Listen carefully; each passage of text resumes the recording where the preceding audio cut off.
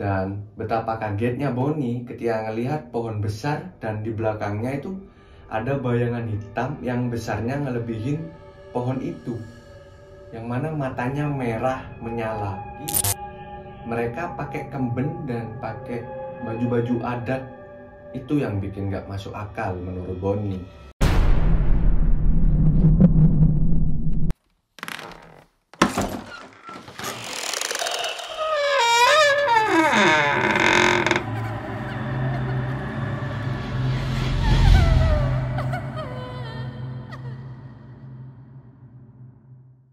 Selamat datang di Lucky Channel 99 bersama saya di sini di episode kisah pendakian. Sempat tersesat di desa yang nggak seharusnya ada di sana. Sebelum kita melanjutkan cerita ini, alangkah baiknya untuk kalian mensupport channel ini dengan cara subscribe, like, dan komen. Dengan begitu kalian akan mensupport kami dan membuat kami untuk terus bersemangat membuat video. Cerita ini berasal dari Boni dan 9 orang temannya yang tergabung dalam satu tim untuk melakukan pendakian di Gunung Semeru di pertengahan bulan Desember di tahun 2018. Jumat sore mereka berangkat dari Jakarta menuju ke Malang, dan esok paginya, Sabtu pagi, mereka baru sampai di Malang dan mereka langsung melanjutkan perjalanan menuju ke Ranupani. Rencananya mereka akan mendaki hari Sabtu itu juga, tapi sayangnya karena mereka datang di sore hari yang mana loket pendaftaran itu ditutup, akhirnya mau nggak mau mereka harus menginap, nyari tempat yang lahan yang kosong buat diriin tenda di sana. Akhirnya Boni dan Mbak Im turun ke bibir danau Ranupane untuk mencari lahan yang kosong yang bisa ditempatin untuk tenda mereka. Karena nggak mungkin kalau 9 orang dari mereka harus numpang menginap di rumah warga sekitar. Sebenarnya kalau mereka tahu atau kalau mereka mau jalan sekitar 10 menit dari Ranupane itu, mereka bisa nyampe di Ranuregulo dan mereka bisa camp di sana. Pemandangan juga bagus dan view-nya juga oke karena waktu itu juga sore kan. Tapi ya mau gimana, mereka mungkin nggak tahu ya posisinya waktu itu ada Ranuregulo. Singkat cerita, mereka nemu tempat yang cukup buat diriin tenda dan mereka langsung diriin tenda, istirahat, dan masak buat makan malam. Setelah itu mereka langsung makan dan bercanda, ketawa-ketawa. Singkat cerita, sampai di jam 10 malam, mereka mutusin buat masuk ke tenda dan tidur karena besok paginya mereka harus registrasi ke posko pendaftaran. Di pertengahan malam, Boni terbangun karena kebelet pipis. Boni langsung keluar tenda dan mencari tempat yang aman buat pipis. Dan informasi di belakang tenda mereka itu ada villa yang nggak kepake atau terbengkalai. Pipislah Boni di bibir danau di sebelah pohon besar. Ketika Boni pipis, di situ pas di sebelah pohon besar itu ada sesuatu yang jatuh. Boni terkejut dan langsung ngelihat sekitar dan nyenterin pakai headlampnya. Ketika dilihat nggak ada apa-apa. Padahal Boni ngerasa dan ngedenger jelas kalau itu ada sesuatu besar yang jatuh. Boni langsung cuek dan Boni ngomong dalam hati, wah, sambutannya gini amat ya. Setelah pipis, Boni kembalilah ke tenda dan ketika perjalanan menuju ke tenda, Boni mendengar suara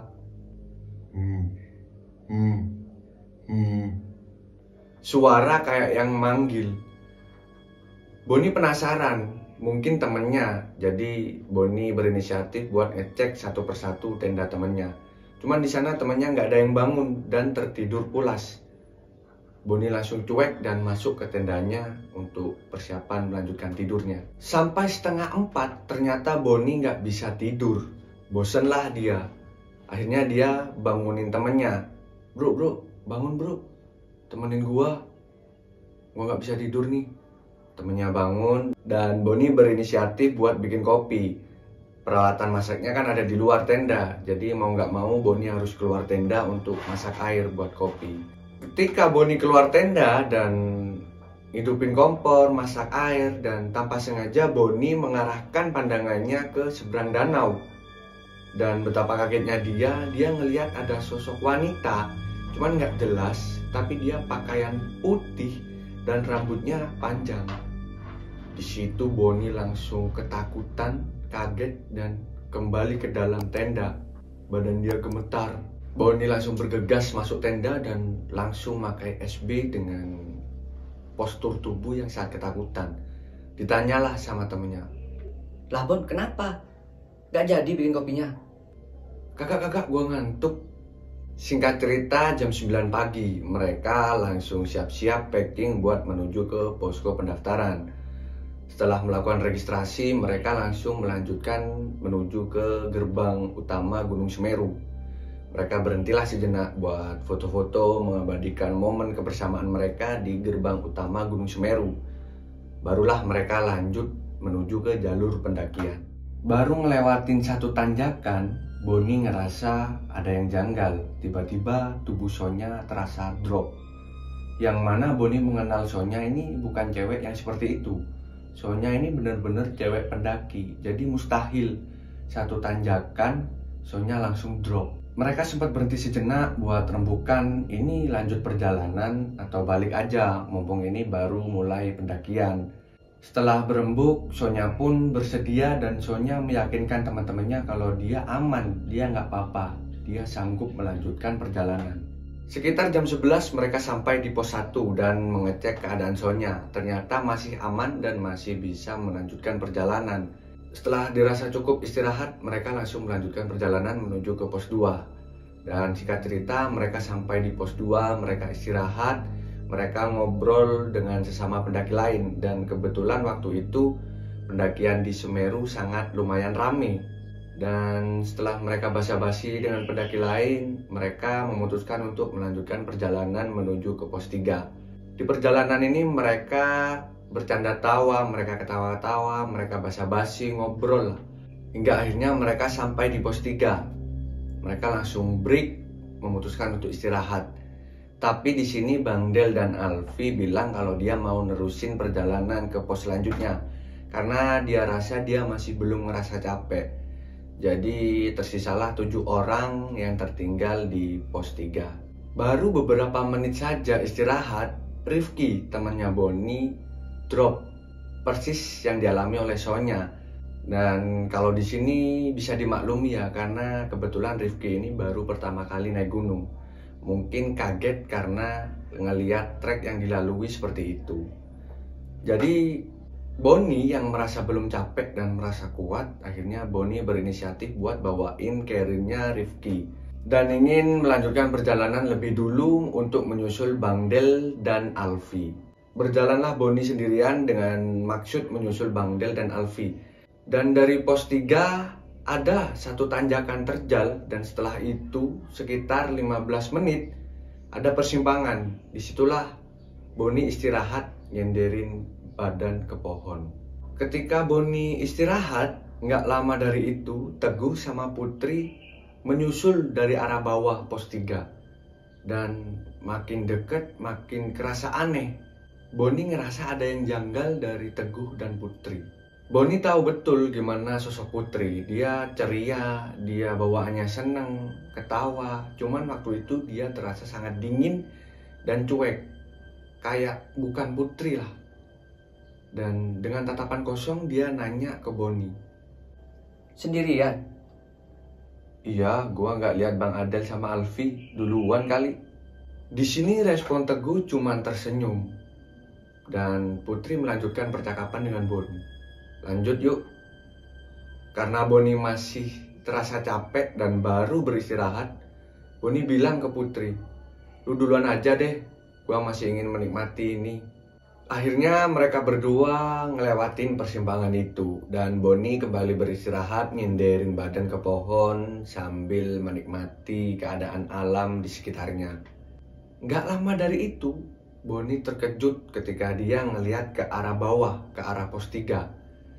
Dia ngelihat Teguh sama Putri berjalan ke arahnya. Padahal dia dengan sadar baru saja ngelihat Putri dan Teguh ngelewatin dia, ngelewatin persimpangan.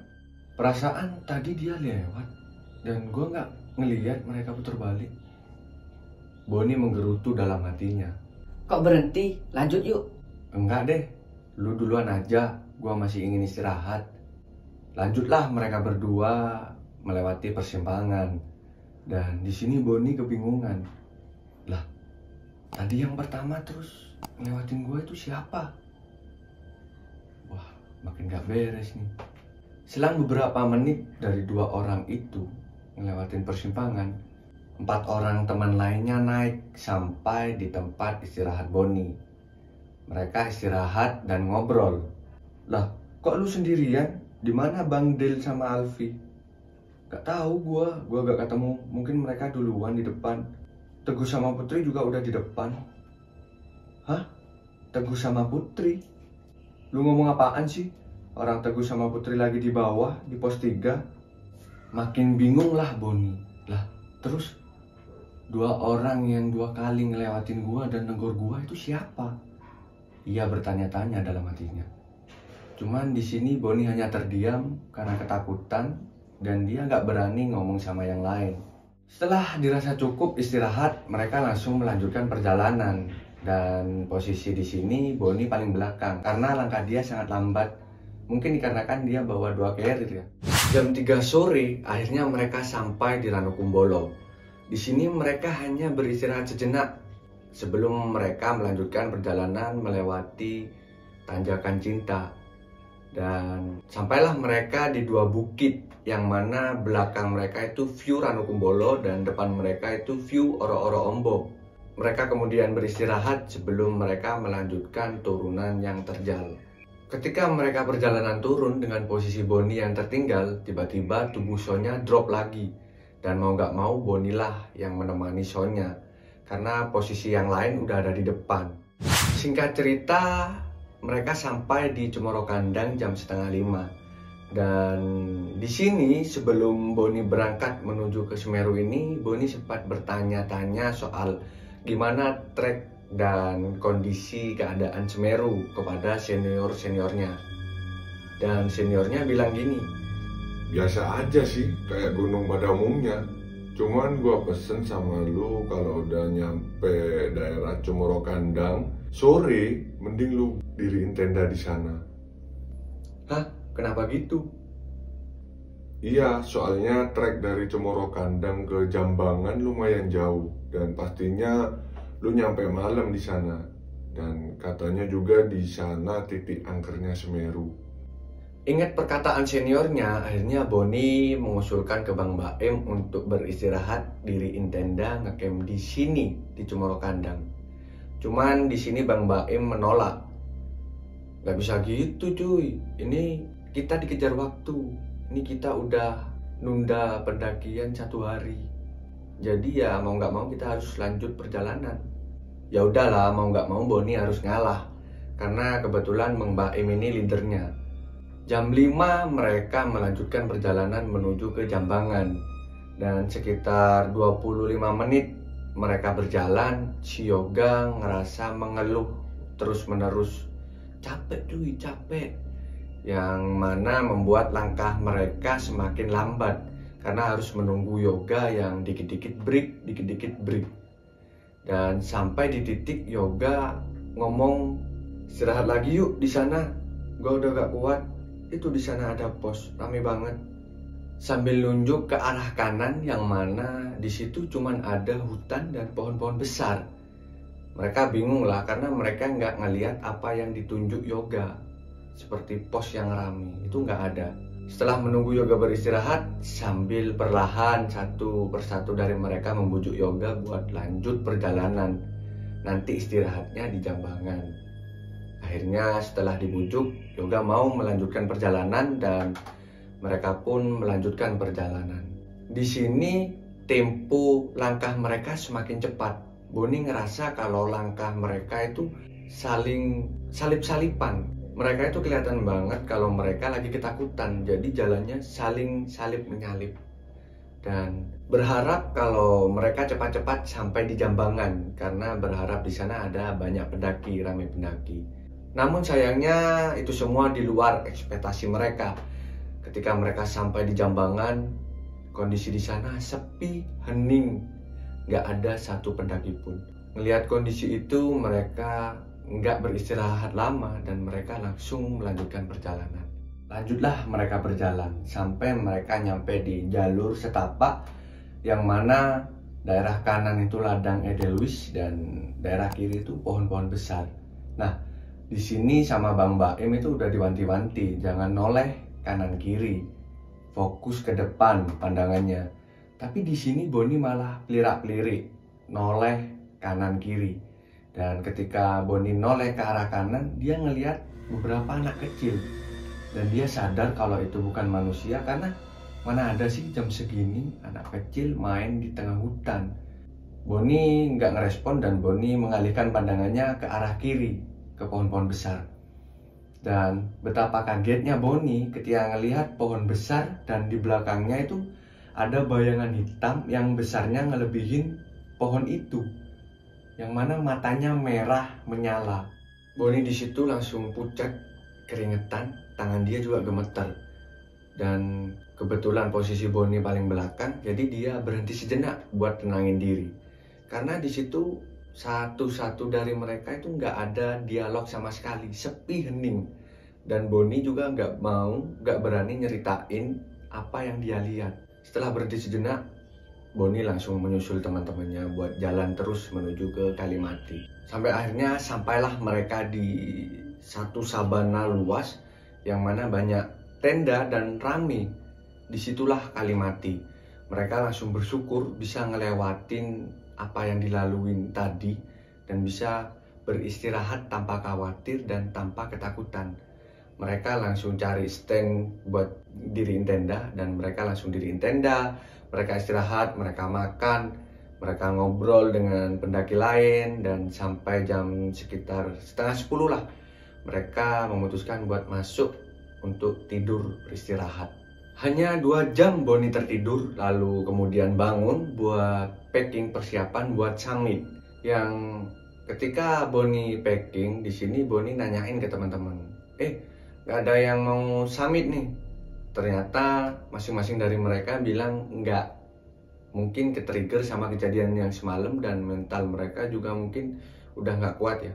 Jadi mereka mutusin buat lanjutin tidur di tenda di Kalimati. Cuman ya di sini yang ngelanjutin summit hanya Boni, Alfi, dan ngerasa nggak enak karena Bang Baim paling berpengalaman di sini. Jadi mau nggak mau Bang Baim nemenin Boni dan Alfi. Jadi mereka summit bertiga, yang posisinya Alfi di depan, Boni di tengah, dan Bang Baim di belakang. Mulailah mereka berjalan. Awalnya sepi tuh, hingga akhirnya mereka berjalan sekitar 1 jam. Barulah di belakang menyusul beberapa pendaki, kayak banyak suara pendaki dan headlamp mereka kelihatan dari atas. Tapi sayangnya di sini Bang Baim drop. Dia emang udah bener-bener gak kuat, udah bener-bener di batas kemampuannya. Dia kayak sampai muntah-muntah gitu. Jadi mereka bingung, ini harus lanjut summit ke puncak atau balik ke tenda ke Kalimati. Setelah mereka berdebat, mereka menemukan solusi yang mana Alfi dan Boni lanjut ke puncak dan Bang Baim turun sendirian. Di sini sebenarnya Boni nggak enak sama Bang Baim karena harus turun sendirian dengan kondisi yang lemah kayak gitu. Cuman kan berhubung jalur itu rame ya, jadi Boni nggak khawatir. Boni percaya kalau Bang Baim bisa nyampe ke tenda di Kalimati. Jadi tanpa khawatir, Boni dan Alfi melanjutkan perjalanan menuju ke puncak. Tapi di sini Boni nggak sadar kalau hal itu membuat Boni, kalau hal itu pemicu dari segala gangguan yang akan dialami Boni ke depannya. Setelah ngelihat Bang Baim turun, sampai benar-benar Bang Baim nggak kelihatan dari atas, barulah mereka berdua lanjut perjalanan. Nah, sebelum batas vegetasi, Boni berhenti karena nafas dia mulai capek, mulai terengah-engah. Dan karena nggak enak ya ditungguin Alfi, jadi Boni nyuruh Alfi duluan. Kalau lu belum capek, lanjutin jalan aja deh. Gua mau istirahat dulu, lagian rame kok ini, aman. Serius, gak apa-apa bang. Gua jalan dulu ya. Iya. Jalanlah Alfi bareng pendaki-pendaki lain, ninggalin Boni yang lagi istirahat. Nah, Sudah dirasa cukup istirahatnya, Boni langsung melanjutkan perjalanan menyusul Alfi. Berjalanlah Boni perlahan hingga dia sampai yang katanya kuburan-kuburan para pendaki di Arcopodo. Di situ Boni hanya istirahat sejenak dan ngeliat kuburannya, lalu melanjutkan perjalanan. Hingga akhirnya Boni sampai di Tanjakan Penyesalan. Karena kenapa ini dinamakan Tanjakan Penyesalan? Karena treknya emang bikin stres dan bikin nyesel. Karena kalian ngelangkah 2 langkah ke atas, turunnya 3 langkah, begitu seterusnya. Hingga Boni sampai istirahat di pertengahan jalur trek pasir itu, di trek Tanjakan Penyesalan. Dia istirahat sejenak. Dia kebetulan juga ngelihat sunrise di tengah perjalanan itu. Setelah cukup istirahat, Boni langsung melanjutkan perjalanan hingga akhirnya Boni sampailah di puncak Mahameru. Ketika Boni baru melangkahkan di puncak Mahameru, disitulah Boni bertemu dengan Alfi dan pendaki-pendaki lain. Di situ mereka langsung berfoto-foto, mereka menikmati indahnya puncak Mahameru, dan mereka juga sempat mengibarkan bendera mereka untuk ditancapkan di puncak Mahameru buat berfoto-foto. Pokoknya mereka seneng banget lah bisa nyampe di puncak Mahameru, meskipun mereka hanya berdua. Setelah selesai semuanya, setelah foto-foto, setelah menikmati indahnya Gunung Semeru, mereka berdua nggak mau lama-lama di sana. Mereka berdua mau memutuskan untuk langsung turun. Awalnya tuh mereka jalannya beriringan, terus bareng. Nggak akhirnya langkah Alfi semakin cepat dan Boni nggak bisa ngikutin langkahnya. Jadi hingga akhirnya Alfi di depan sampai nggak kelihatan. Tapi Boni masih di belakang berjalan hingga akhirnya Boni memutuskan istirahat ketika dia sampai di batas vegetasi. Dia ketemu dengan beberapa pendaki di sana yang juga istirahat. Dia basa-basi lah, ngobrol. Dan setelah itu Boni berpamitan nggak mau lama istirahat di sana buat nyusul si Alfi turun ke bawah. Turunlah Boni sendirian. Waktu itu trek dari batas vegetasi itu sepi karena kebetulan pendaki-pendaki yang lain masih ada di atas dan masih ada yang istirahat di batas vegetasi. Jadi Boni turun sendirian. Singkat cerita, dia sampai di Arcopodo, di kuburan para pendaki. Dia mampir buat doain para pendaki itu, yang mana setelah berdoa dia langsung melanjutkan perjalanan. Hingga akhirnya dia sampai di 3 jalur. Dia bingung, dia lupa yang mana yang dia lewatin tadi. Setelah mempertimbangkan, akhirnya dia memutuskan untuk ambil ke arah jalur kanan. Setelah terus menurun, hingga dia akhirnya nyadar kalau kayaknya ini bukan jalur semalam deh. Karena jalurnya makin sempit dan pohon-pohonnya itu makin rapat. Karena di sini Boni ngerasa, wah fix deh, ini bukan jalur yang semalam, ini bukan jalur pendakian. Akhirnya Boni memutuskan putar balik, niatnya buat kembali ke 3 persimpangan itu, 3 jalur itu. Setelah balik naik ke atas sekitar 1,5 jam lah. Padahal Boni ngerasa turunnya itu cuma 15 menit.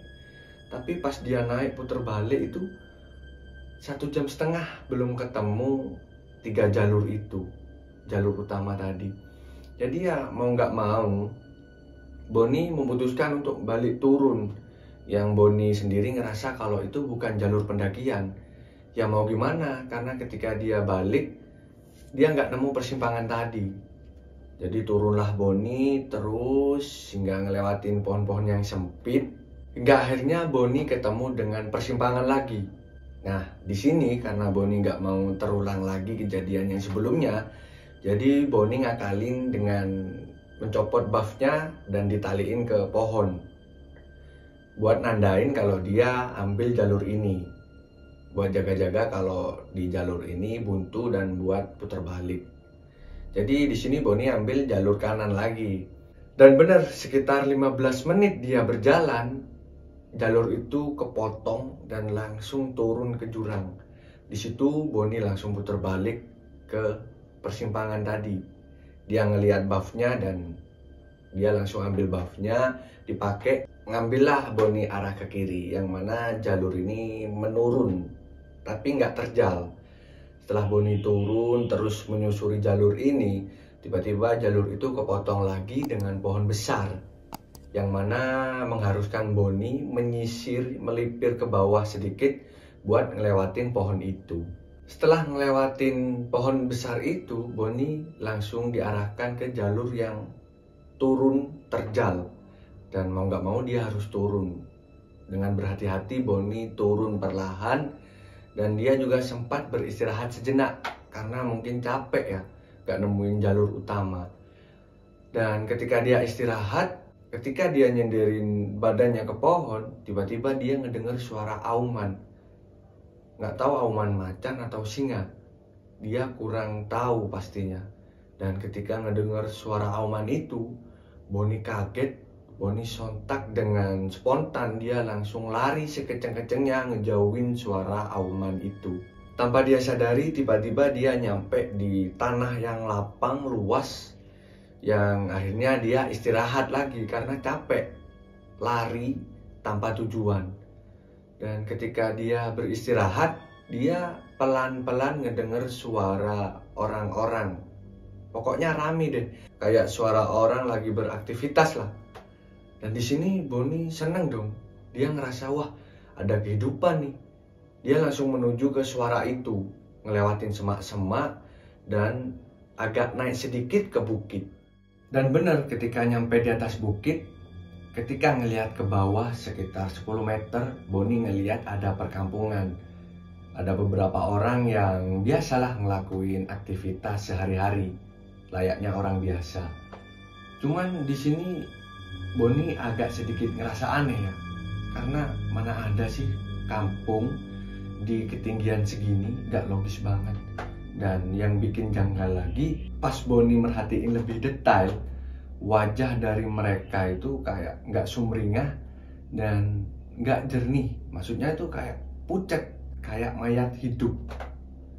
Karena di sini Bonnie nggak mau lebih dalam menyusuri kampung itu, Bonnie melipir mundur, turun, ngejauhin bukit itu. Dan di sini Bonnie langsung nyender ke pohon. Bonnie pasrah karena Bonnie nggak tahu harus kemana lagi. Bonnie juga nggak tahu arah yang benar ini di mana. Bonnie hanya bilang, sebenarnya ini cobaan apa sih? Sebenarnya gua di mana sih? Ketika Bonnie diem dan ngeluh, tiba-tiba dia ngedenger suara periwitan.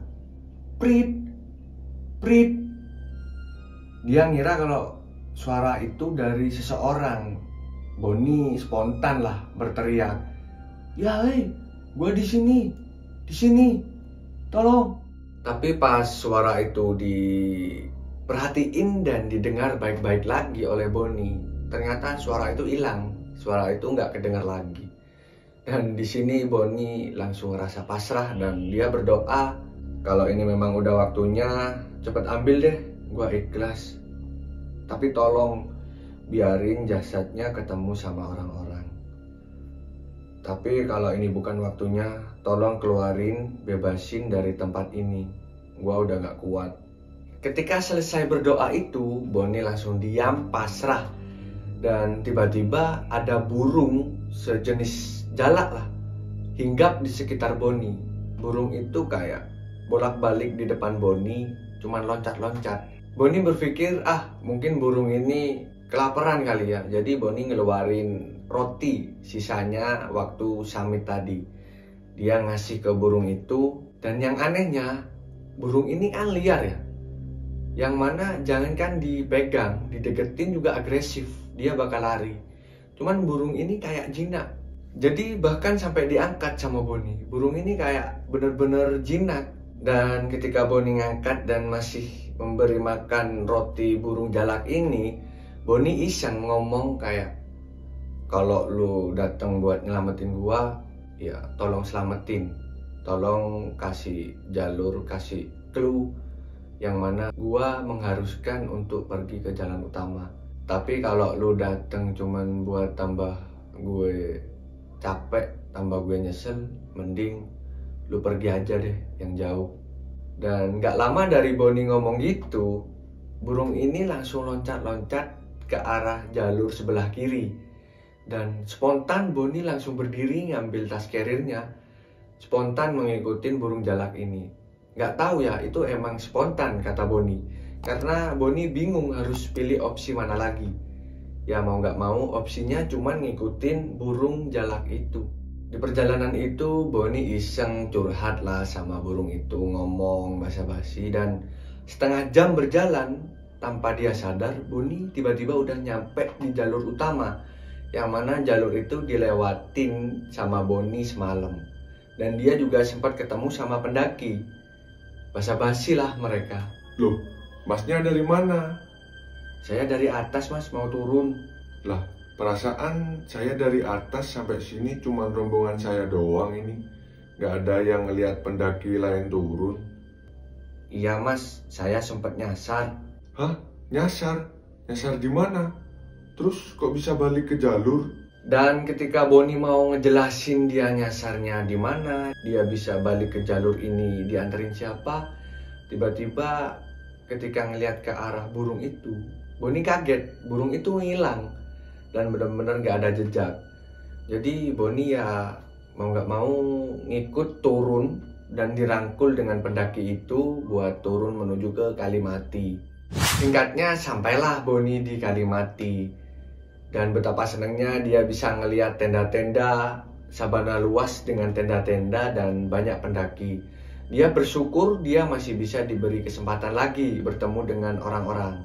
Dan dia juga sempat disuruh mampir ke tenda pendaki itu. Basa-basi lah mereka, kok bisa nyasar. Boni cerita kalau dia salah ambil jalur. Dan di samping tenda itu ada pendaki juga. Dia bilang kalau, lah masnya nyasar? Jangan-jangan masnya deh yang dicari sama teman-temannya tadi. oh iya dah mas. Ngedengar itu Boni langsung pamit. Boni langsung menuju ke arah tenda temannya, yang mana nggak jauh dari tenda itu. Boni jalanlah menuju ke arah tenda teman-temannya. Ketika menuju ke arah tenda teman-temannya, Boni iseng ngeliat jam. Ternyata jamnya masih jam 12 siang. Yang mana menurut Boni, wah nggak masuk akal nih. Karena yang dialami Boni waktu nyasar itu udah sekitar 4 jam lebih dia berjalan. Dia terus berjalan menuju ke arah tenda temannya sambil kebingungan. Wah, ini kok bisa gini sih? Ketika ngeliat ke arah tenda temannya, ternyata temannya asik seneng-seneng foto-fotoan di sana. Seperti Boni ngerasa, wah ternyata gua hilang pun teman-teman gua nggak bingung ya. Di situ Boni langsung menuju ke tenda, dia naruh carrier-nya, dia istirahat sambil bingung dengan kejadian yang dia alami. Dan teman-temannya langsung nyamperin Boni dan nanya-nanyain kenapa Boni terlambat datang ke sini. Lu dari mana, Bon? Kok lama banget? Iya, padahal Alfi udah nyampe dari tadi loh. Gak ada, gua cuman istirahat ngobrol sama pendaki-pendaki tadi. Jalannya gua juga nyantai. Udah ya, gua mau istirahat dulu, gua capek. Lah, kok istirahat? Kok tidur? Ini lo anak-anak mau prepare turun. Dalam hati Boni kayak, wah gila lu ya, gue ini baru nyampe, gue ini baru nyasar. Kok lu seenaknya langsung ngajak turun? Gak bisa ngertiin keadaan gue. Cuman di sini Boni nggak mau ngebuka ya apa yang dia alami selama perjalanan turun menuju ke Kalimati itu. Boni hanya nyimpen rahasia yang dia alami ketika turun. Ya mau gak mau Boni harus mengikuti perkataan temannya yang katanya mau packing buat turun. Cuman Boni minta diberi waktu sedikit, sekitar 1 jam buat dia tidur istirahat sebentar. Baru dia melanjutkan untuk turun. Ya udah deh gini, kalian prepare dan kasih gua waktu sebentar buat istirahat tidur. Karena gua udah capek. Akhirnya sebagian dari mereka prepare dan bongkar tenda dan lain-lain sambil menunggu Boni selesai beristirahat. Jam 1:30 Boni terbangun lalu ikut prepare dan turun bareng teman-temannya. Dari Kalimati menuju ke Ranogubolo, mereka berjalan beriringan terus bareng. Istirahat bareng, jalan bareng, nggak ada yang terpisah kali ini. Hingga akhirnya mereka sampai di Ranukumbolo. Mereka beristirahat sejenak dan melihat view indahnya Ranukumbolo. Dan setelah itu mereka langsung lanjut turun menuju ke Ranupane. Setelah sampai di Ranupane, mereka aman dan nyaman dan tidak ada gangguan sedikit pun untuk perjalanan pulang ini. Sampai mereka di Ranupane, akhirnya mereka langsung memutuskan untuk menuju ke Malang, lalu pindah bis untuk menuju ke Jakarta, pulang ke rumah mereka masing-masing. Setelah pengalaman Boni yang sudah di-share ke publik, dan buat kalian yang mempunyai cerita mistis apapun itu, pendakian ataupun perjalanan kemanapun dan dimanapun, kalian bisa share ke kami atau bisa langsung datang ke studio kami untuk menjadi narasumber kami. Bisa hubungi kontak di bawah di deskripsi. Kalian bisa menghubungi kontak tersebut langsung, nanti yang menangani itu admin kami. Terima kasih sudah menonton video ini, dan jangan lupa untuk kalian yang belum subscribe untuk klik tombol subscribe di bawah dan bantu kita untuk push terus sampai 1000 subscriber. Oke, sekian dari saya dan sekian cerita kali ini dan sekian untuk video kali ini. Sampai jumpa di video berikutnya.